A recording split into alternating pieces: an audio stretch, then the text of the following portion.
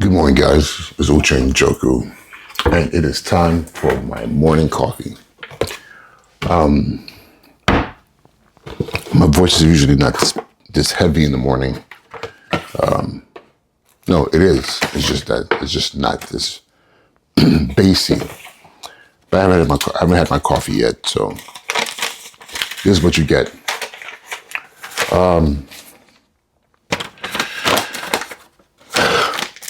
I want to talk to you about something that's been weighing on my mind for the past 3 days.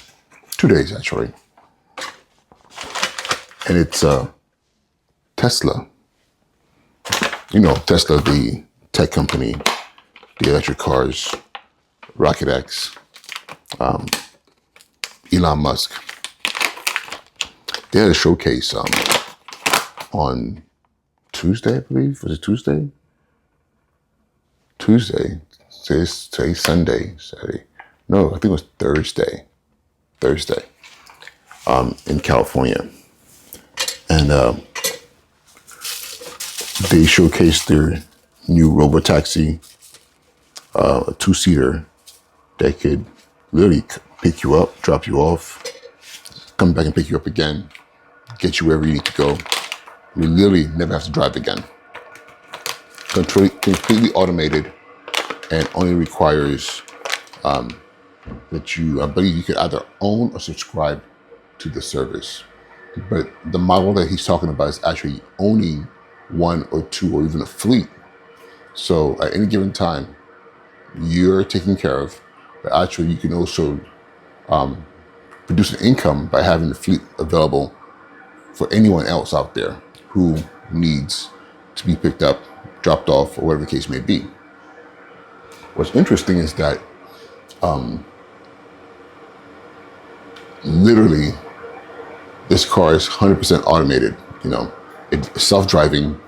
But not only that, there's things like, automated cleanings and things of that nature where you don't have to do anything but just pay for it. Then there's a robo van.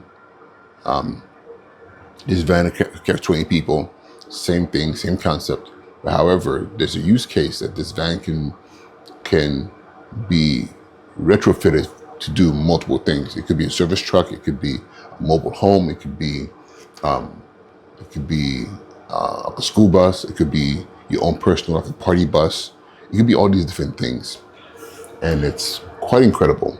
Again, completely self-driving, completely automated, AI-driven.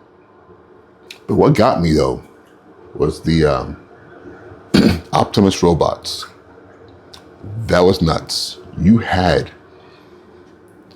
a bunch of robots who marched in. You know, I don't want to say marched. I don't want to say marched. It sounds kind of like Terminator-esque.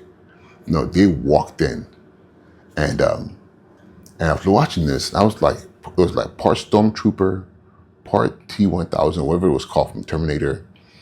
Definitely gave me iRobot vibes from the movie with Will Smith. And then it wasn't just like they walked in, that was it. They walked in and were interacting with people. I'm not sure whether or not it was fully AI automated or if it was just robots that were being controlled by engineers in the background that you couldn't see.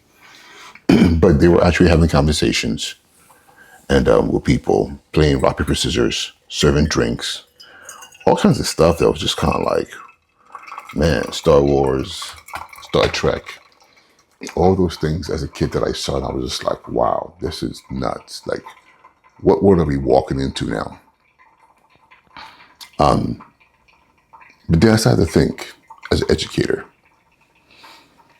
with all these things happening now, these shifts in society, these shifts in our world, what does this all mean for what we're preparing children for? Saying that STEM jobs, or even trying to envision a future that's based on the present and what we know today, is such a disservice to our kids. Elon Musk showed us that there's a future that's coming that we are so not ready for. He is. Those who are in those ivory towers of technology, those who are in those spaces where they're prototyping the future, they're constantly working on those things. They know what the truth is. And the truth is that a lot of the careers and jobs that we're talking about right now to our kids, I'm talking about our students who are like my daughter. My daughter is 6. My son is in kindergarten. He's 4.5. And talking to them about being, you know, the professions that we know of today is such a fallacy because the reality of what's happening next is so far beyond what we know. But not to the point where we can't envision it or we can't talk about it. It's just that we're not. There's a great divide between those who know what the future holds and those who are just thinking about what is best for today. What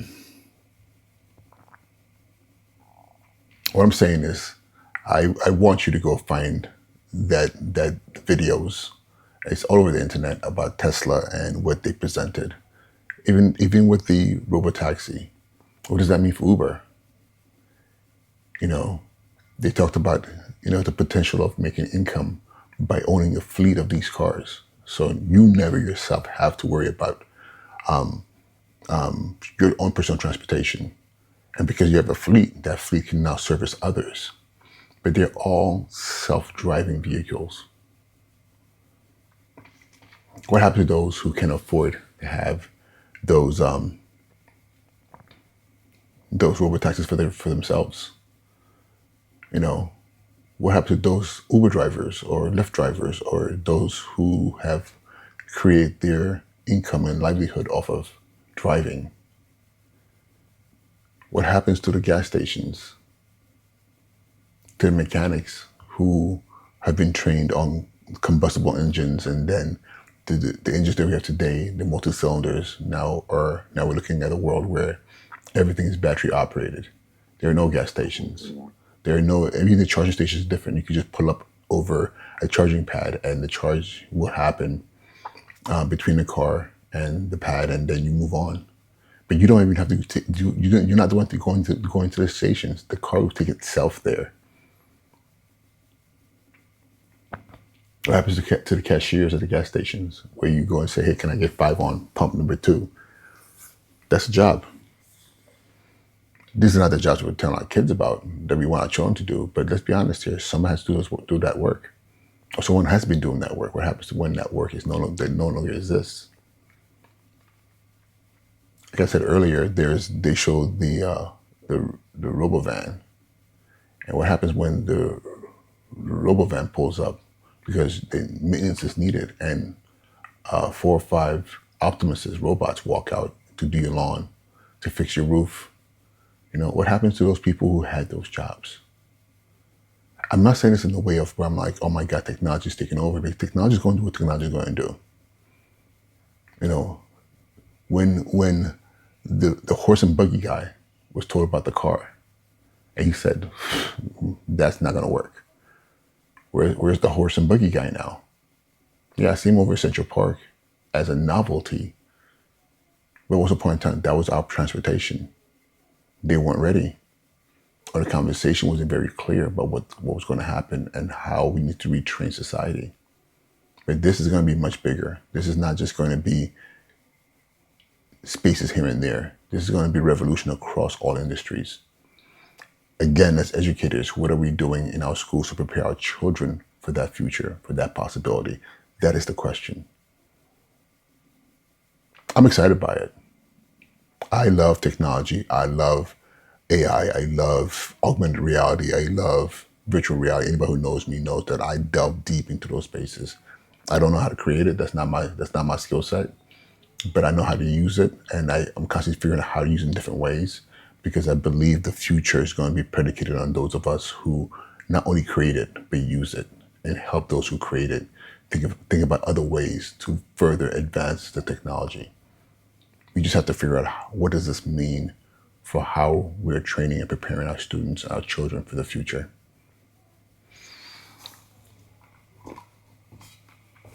Well, guys, I just wanted to share that with you this morning. I hear my babies, they're getting up right now, so let me go see what they're up to. And maybe I might start having a conversation this morning with them about the future of what's coming for them, of what's going to be provided for them as creators and users of technology. All right, y'all, Jane Joku. Have an amazing day. I'll talk to y'all soon. Be well.